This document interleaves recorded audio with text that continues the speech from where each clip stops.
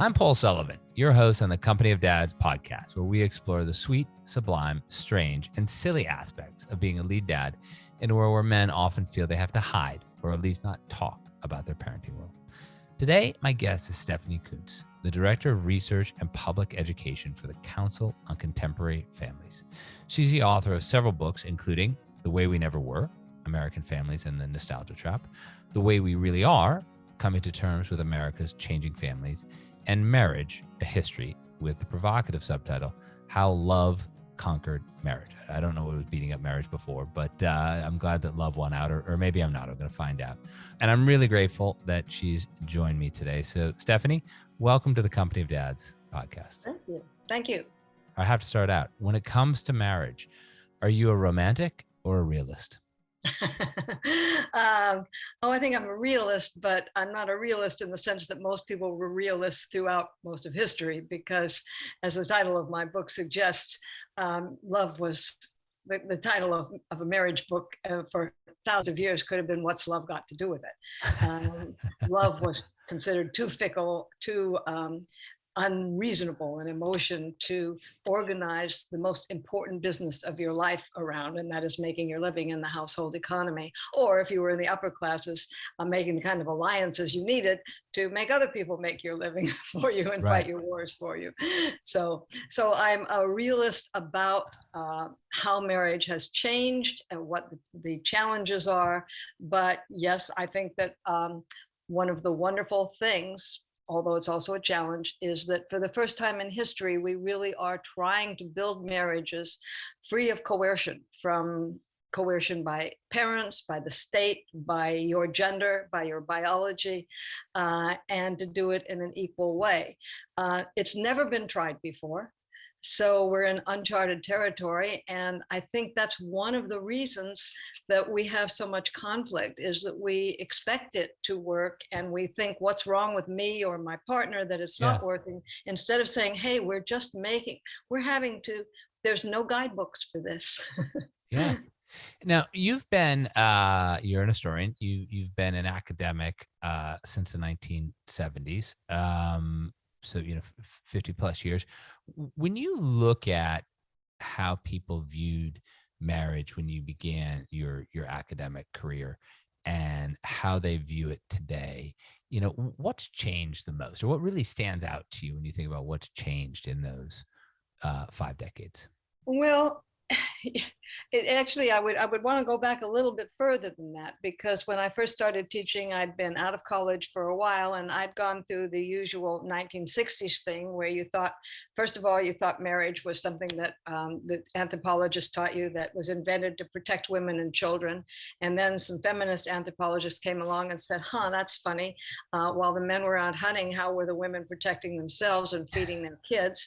And it turns out that women were actually contributing 60 to 90% of the calories in many foraging societies. And then some women decided that, marriage was not invented to protect women and children, but to oppress them. And by the time I got to where I was ready to start teaching about families myself, I had begun to realize that that's really not why marriage was invented. It was invented to get in-laws. And who would want in-laws? Who would want in-laws? That sounds like the worst idea in the world to get married. Best idea in the world. What? Origins of social cooperation. Marriage in early band level societies was the way that you reached out and made connections with people and invented new relatives with whom you could share information, resources. And in many of these societies, their ideas of in-laws are much larger than I. It's not just my brother's sister, but her wife, her cousin. And so having in-laws meant that you had this whole group of people, some of whom you would only meet once a year because they were small bands, that could cooperate and could share information and could trade and could exchange marriage mates. Yeah. So for thousands of years, that's what marriage was about. And then what? And then mother-in-law jokes came about, and that was the end of it being a cooperative. Well, mother-in-law jokes probably developed even later than the first big change in marriage, which was when marriage ceased to be a way. Anthropologists call it exogamous marriage. You marry out of your kin group and your band, so you're getting new people.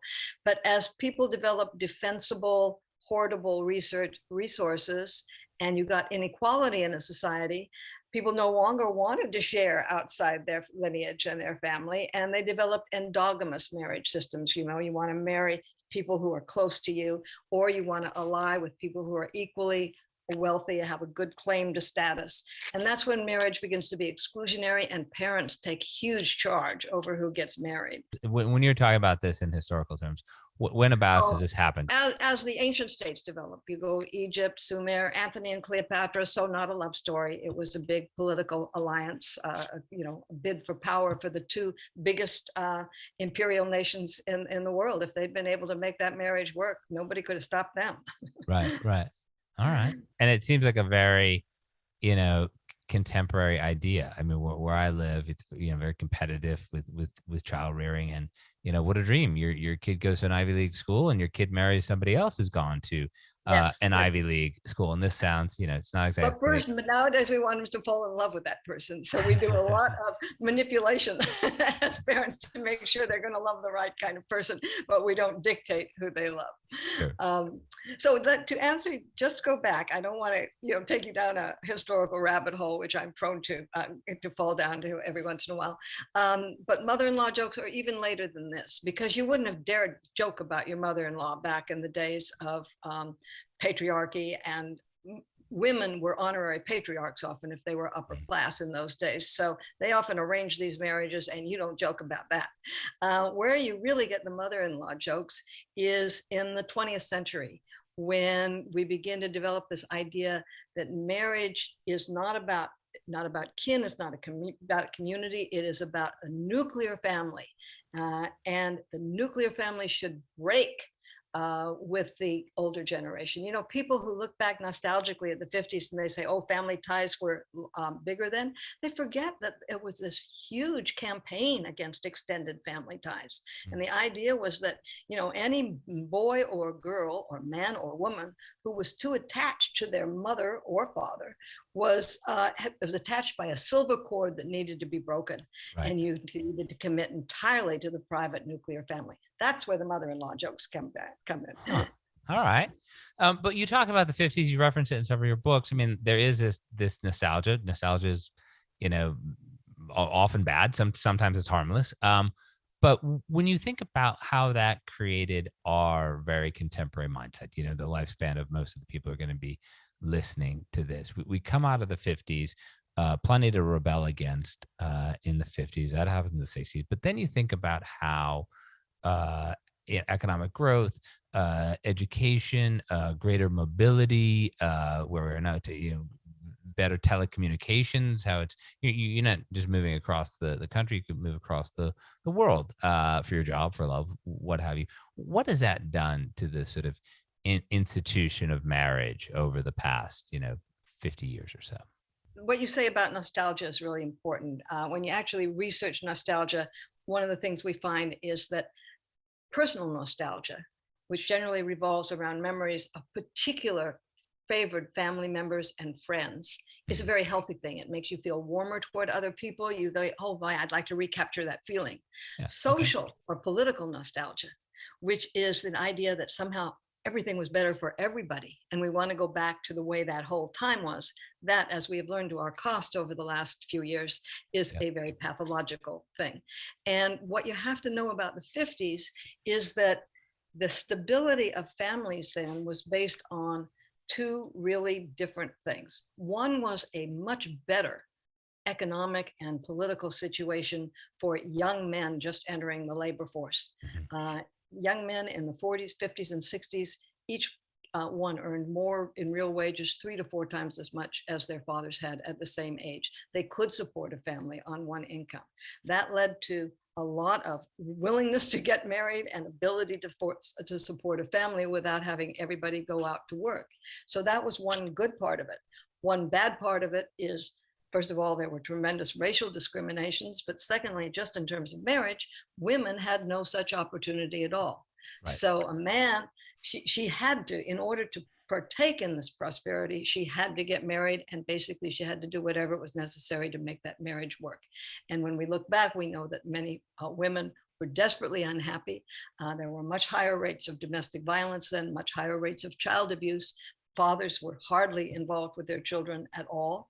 And that had, in the long run, bad effects not only on the kids, but also on the fathers themselves as they aged, as well as the mothers. So we don't want to look back at that. We have made some really important changes in terms of our values about families, but they interact with and clash with some of the losses we have had in terms of our economic and political situation and the rising inequality and the kind of tensions that develops. And we all have to struggle with those in our families. And one of my passions, when I write about these and I study, well, what works for families and doesn't, and we can get into some, I've had this job, it would be the greatest job in the world if it were paid, but I edit other people's academics in addition to doing my writing to say, okay, this is important research. Let's get it down to 1 or 2 pages and see what, if people would like to know about it. So there's all sorts of interesting new stuff coming out of the Council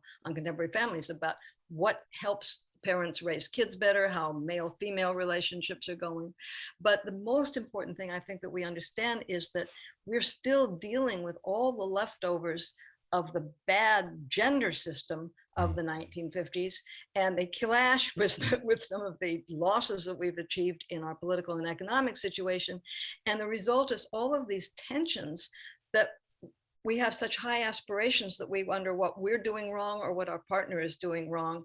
And maybe it's not their fault. Maybe it's because of these larger things. And we have to figure out, A, how to handle it in our families in the most humane way, and B, maybe what we should change in society to make it easier for all families to handle it. Yeah.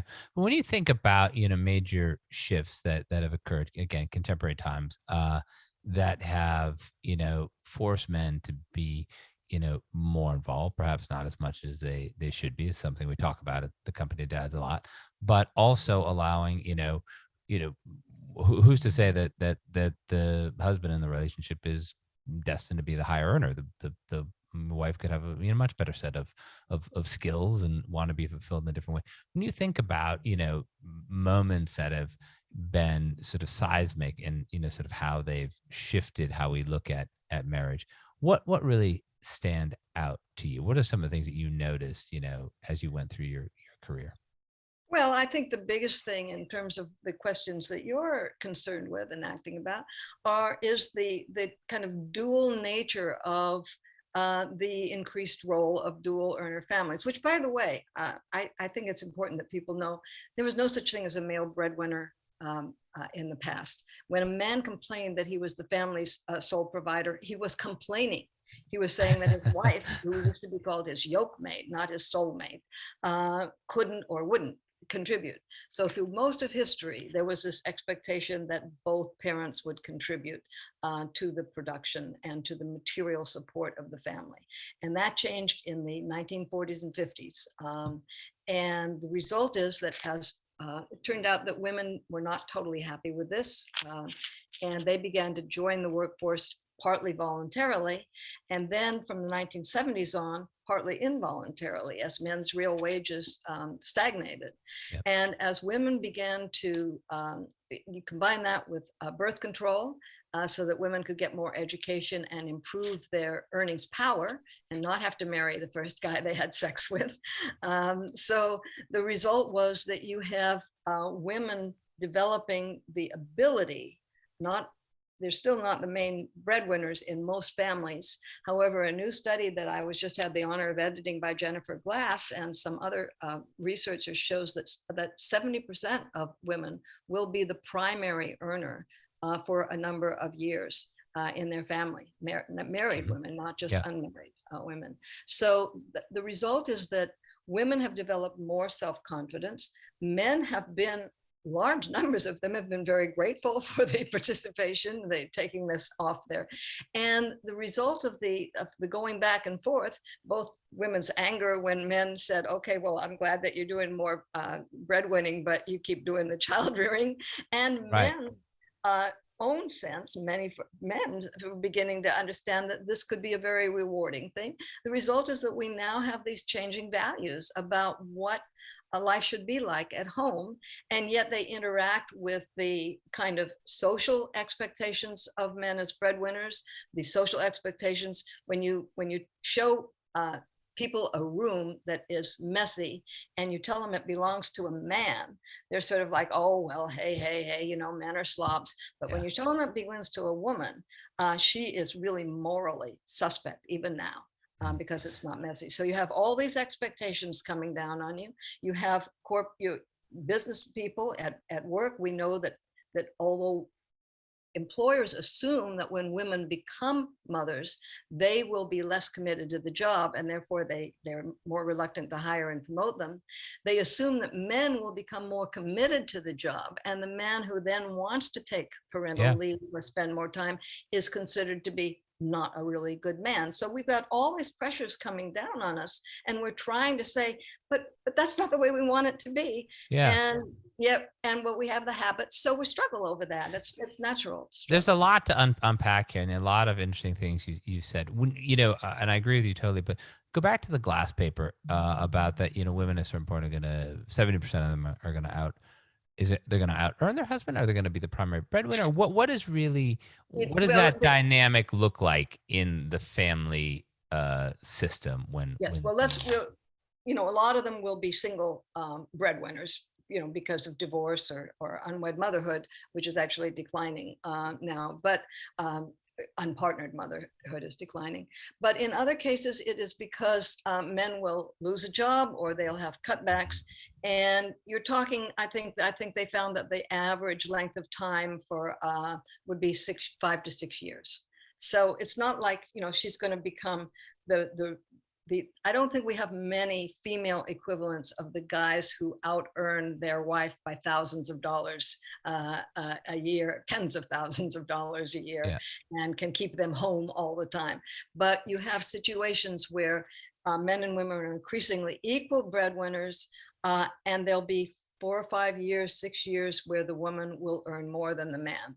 And that calls into question a lot of our assumptions about who we think is going to be doing all the childcare, who we think is going to have the demands. Yeah, let's go into that, because that's, you know, the so-called, you know, second shift, which is the idea that no matter what the woman does, the wife does for work, she often comes home and, you know, either doesn't have a choice or feels like she has to be the one to do all the parenting, all the household stuff. And of course, when you look at it on the face of it, it doesn't make a lot of sense. Why can't, you know, people pitch in equally? Why can't, you know, somebody who's better at doing X do X, and somebody who's better at Y do Y? I mean, are we getting to this point in 2022 that there are sort of socioeconomic forces at work, or at least expectations, you know, weighing on couples, where this might be something where it has to be, you know, come more equal? I mean, the whole concept of a lead dad is that we're taking charge of this stuff, and but there are lots of other men who could learn from what lead dads do. I mean, you know, I just think of it. I ask this question because,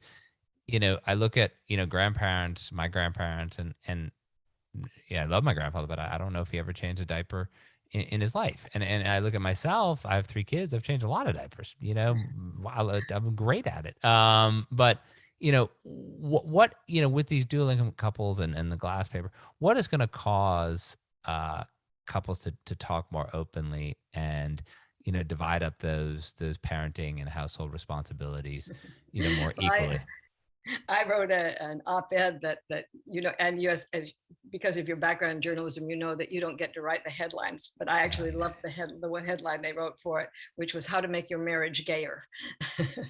And the point of the research I was quoting in it is that men and women bring to the table 150 years, only 150 years, by the way. It wasn't traditional, as I was saying at the beginning when we were talking, but they said 150 years of socializing that women are better at child rearing, that men are more, you know, focused on the outside world, and they're better at the quick decision making, and that women do these housekeeping things. So you each bring this to this, and it affects both of us. And I think this is worth noting, especially when you're talking to dads. On the one hand, it's absolutely clear that a lot of men just kind of This work is invisible to them.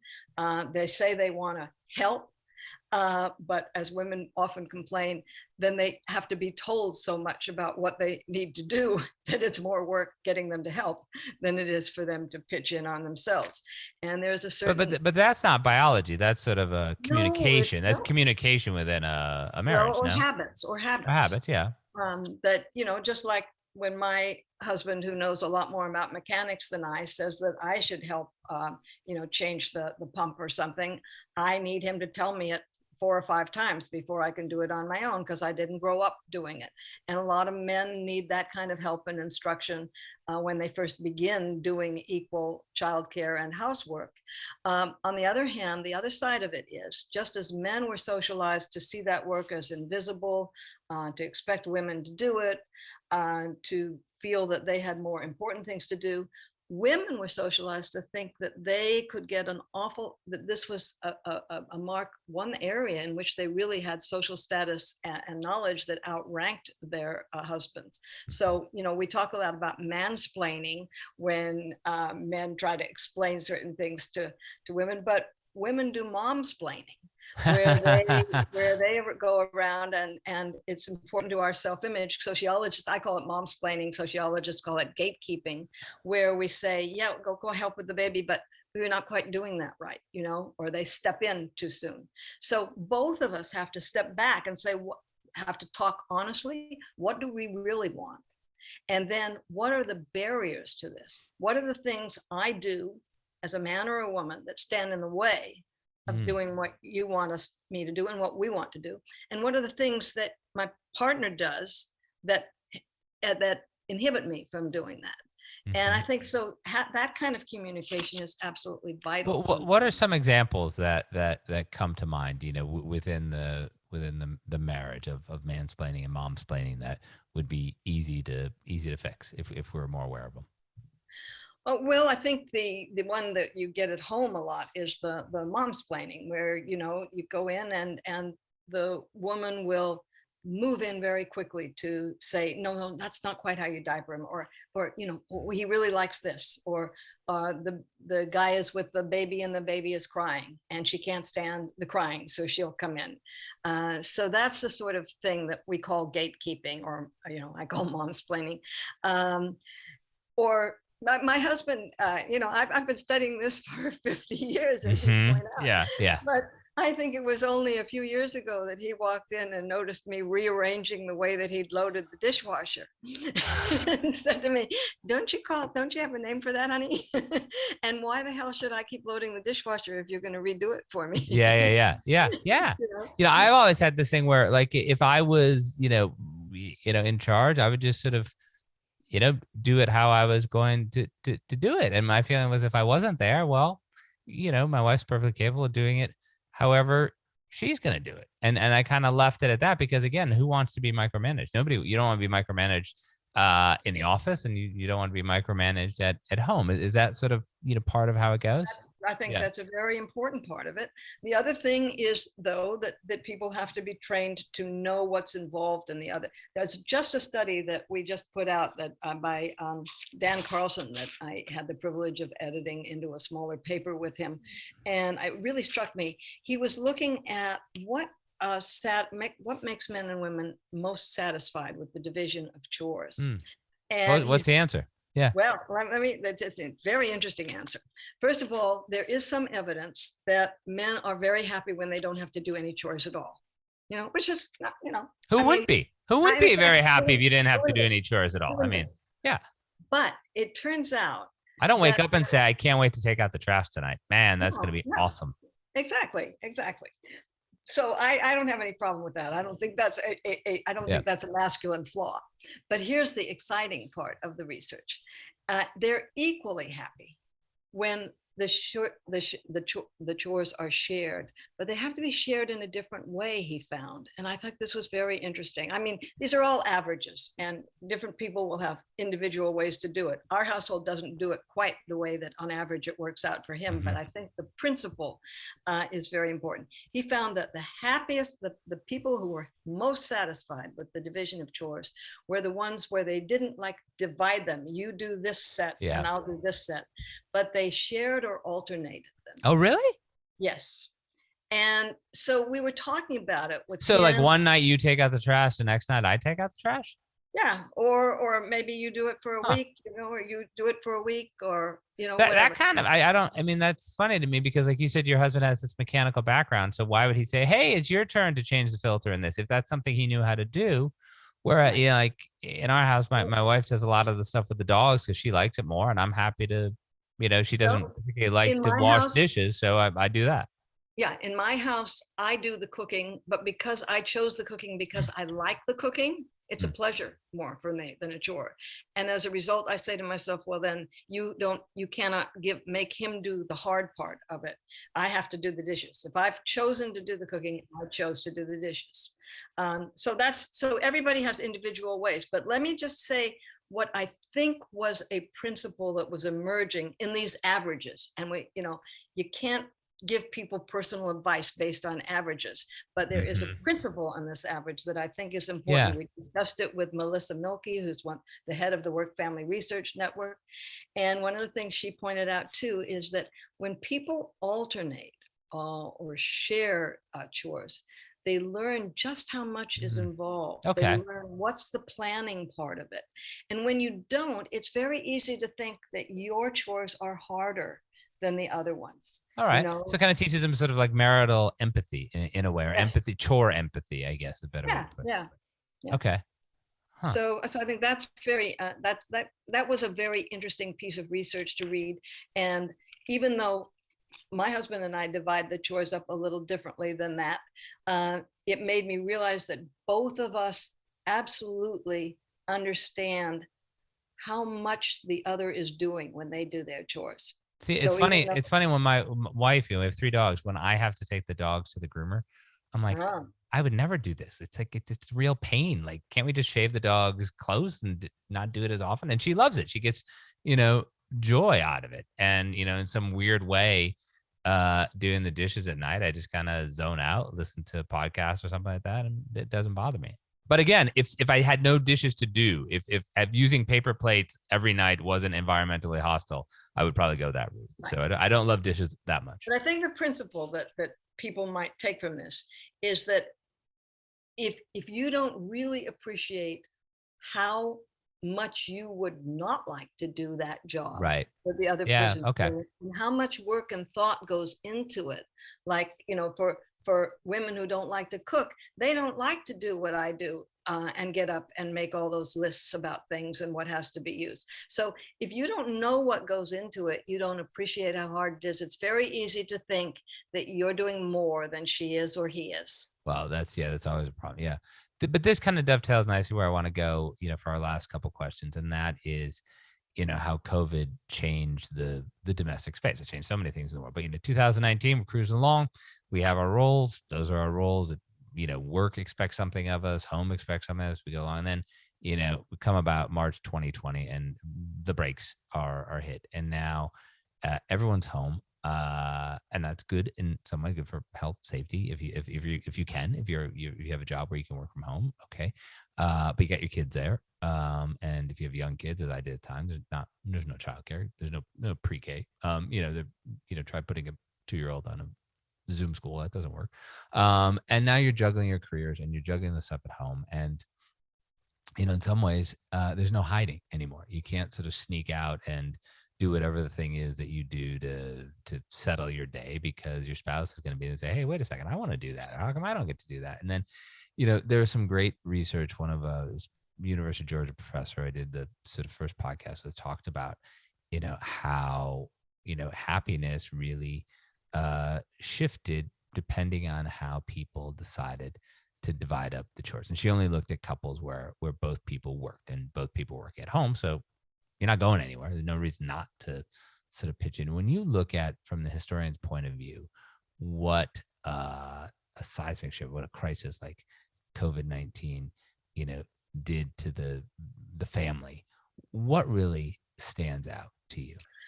Well, again, the research is just coming in on this. When it first started, it appears that from the studies that I've seen that men really men who had been doing any housework and childcare before stepped up to the plate quite a bit. They increased their share of it. Not always up to women's, but on average they did increase. The ones who had not done any before did not do it. But then on top of the housework and childcare, where men who'd had some experience with that began to see how much more there was to do, and they stepped up to the plate. They began to really, think, okay, I need to do more. What threw that into crisis for many families with young children was the homeschooling. And I think, and women took the vast bulk of that on to themselves. And I think, again, this is part of the historical heritage, that just as I don't feel free to go and, change all the garden things that I hadn't done with before, there is a tendency to expect, well, if this is a new job, if this is a new challenge out there in the garden with the mechanics, the guy who has more experience with the mechanics should take it on, not me, even if I've been doing some of the stuff that he's been taught me. The same thing, I think, happened to men and women with homeschooling. Well, women are the experts in the kids. I have no idea. None of us has any idea, but she's going to have a better idea than me. And so women tended to get stuck with that, or to take it on. The other thing that happened, though, is we got some insight into the dynamics of what men and women see and do. There was a very interesting study that compared what happened when men stay home and work from home, and versus women work from home. When men work from home, they step up the childcare a lot. In fact, to practically equal with the wives. But when women stay home, they step up the housework as well as the childcare. And when men stay home, they do not step up the housework. So the childcare so my response to reading it was, well, we should send women out to work where they don't have to notice the dirty floors. Yeah, right. Who cares? And stay home. you clean them tonight, they're going to be dirty tomorrow. I mean, but fascinating. So I think that if you look historically at how much men have changed since the 1960s, they've tripled their amount of childcare, and they're not just doing the fun stuff, they're doing the diaper changing and the mechanics. They've increased their cleaning, but that's kind of leveled off and stalled out a little bit. But there've been really substantial changes, and I think that there will be more, but that we have to provide these social supports for that. And part of the things we need, of course, are better parental leaves and caregiving possibilities. And when we look at places like Norway or Quebec, where men have these leaves, we find that even after they go back to work, there was a decrease by 50% in the number of arguments men and women reported over housework after men had taken parental leave. Yeah. So I talked to a Swedish guy who's a lead dad, and he said, growing up in Sweden, it was never a question. Like both of his parents, just the culture, they would kind of divide stuff up. I know you're an historian. You're not a futurist. You're not going to predict what's gonna happen. But when you look, using history as a guide to sort of pass, without being anachronistic, but using history as a guide, you past crises, past seismic shifts that have changed the direction of marriage and family life.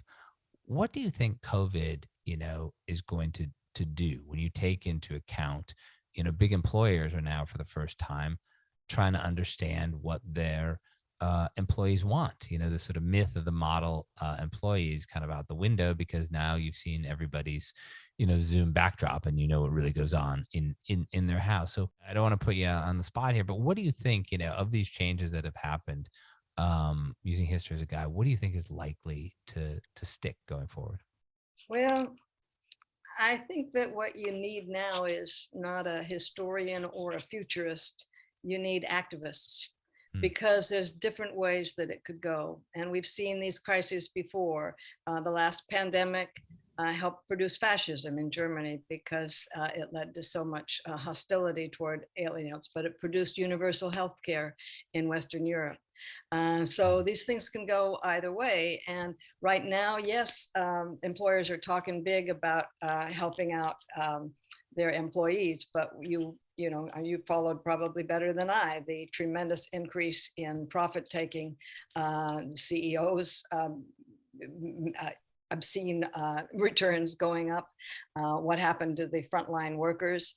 The continued increase in the gig economy. So I think that we need to decide whether we want to just have some privileged workers get these kinds of these rewards, or whether we think that it is important to ourselves as a society and to the future of the children who will be producing our social security, paying our social security if they decide to invest in a generation that maybe didn't invest in them. We need to decide whether it's worth making some social changes in the way we organize and reward work in America. This has been great.